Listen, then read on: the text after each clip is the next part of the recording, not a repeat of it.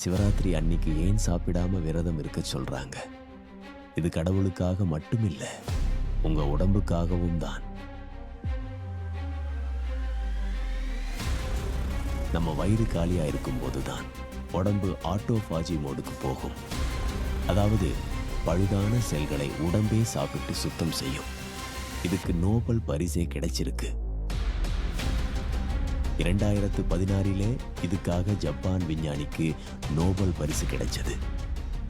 ஆனா எந்த டெக்னாலஜியும் இல்லாத காலத்திலேயே விரதம் இருந்தா நோய் போகும்னு கண்டுபிடிச்ச நம்ம முன்னோர்களுக்குத்தான் உண்மையில் அந்த பரிசு போயிருக்கணும்.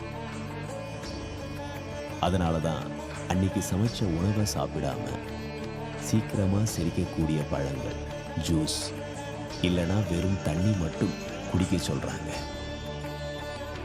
சாப்பிடுறதுல செலவாகிற எனர்ஜியை மிச்சப்படுத்தி உடம்பையும் மனசையும் சுத்தம் செய்ய முன்னோர்கள் வச்ச சயின்ஸ் தான் இந்த விரதம்.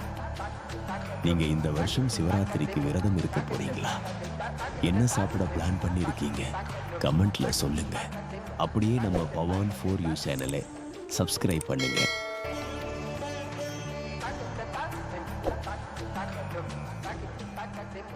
Thank you.